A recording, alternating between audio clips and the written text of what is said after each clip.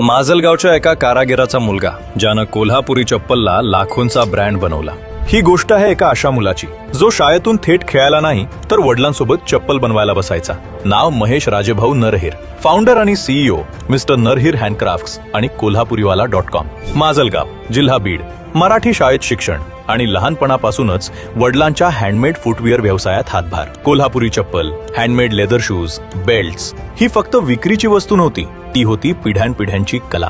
पुढे BSc पर्यंत शिक्षण पूर्ण केलं। वडिलांची इच्छा होती MPSC करून अधिकारी व्हावं। पुण्याला आला, पहिला अटेम्प्ट दिला, फेलियर। आणि त्याच दरम्यान कोरोना। परत गावाकडे यावं लागलं। तो काळ खूप कठीण होता, स्वप्न तुटलेली, पण डोळे अजूनही मोठं पाहत होते।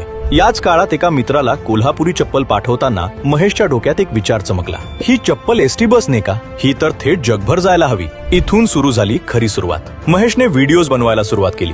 कोल्हापुरी चप्पलची खरी ओळख, त्यामागची मेहनत, कारागिरांची कला, भारतामधील पहिलं सोशल मीडिया कॉन्टेंट जे कोल्हापुरी चप्पल बद्दल इतक्या सविस्तर बोलत होतं। ऑर्डर्स यायला लागल्या, लोक कनेक्ट होऊ लागले आणि अचानक इंस्टाग्राम पेज डिसेबल, पुन्हा शून्य। लोक हसले, फक्त कोल्हापुरी चप्पल विकून कोणी मोठं होत नाही। वडील म्हणाले, हेच दुकान सांभाळ। पण महेशने एक निर्णय घेतला। वडिलांचा एकही पैसा न घेता स्वतःच्या हिमतीवर कोथरूड, पुणेमध्ये कोल्हापुरी चप्पल आणि लेदर प्रॉडक्टचा स्वतःचा शोरूम सुरू केला। आणि 1 वर्षानंतर 19 फेब्रुवारी छत्रपती शिवाजी महाराज जयंती दिनी एक स्वप्न प्रत्यक्षात उतरलं।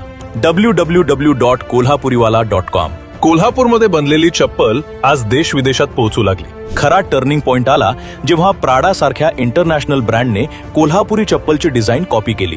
तेव्हा जगाला समजलं, ही फक्त चप्पल नाही, ही परंपरा आहे। ट्विंकल खन्ना, ट्विक इंडिया, अनेक सेलिब्रिटीज आणि प्लॅटफॉर्म्स कोल्हापुरीवाला यांना टॅग करू लागले। आज 6000+ ऑर्डर पूर्ण, लाखोंमध्ये टर्नओव्हर असलेला व्यवसाय। शोरूम कोथरूड, पुणेला, 2 शॉप्स माजलगावला, जागतिक ओळख मिळालेला मराठमोळा ब्रँड। महेश सांगतो, A फॉर अधिकारी, B फॉर बिझनेस। मेहनत कधीच वाया जात नाही, कधी ती उशिरा फळ देते, पण देते नक्की। पुढचं स्वप्न, जगातल्या प्रत्येक मोठ्या शहरात कोल्हापुरीवाला शोरूम आणि वडिलांची कला संपूर्ण जगापर्यंत पोहोचवणं। ही गोष्ट फक्त यशाची नाही, ही गोष्ट आहे कलेला ब्रँड बनवण्याची।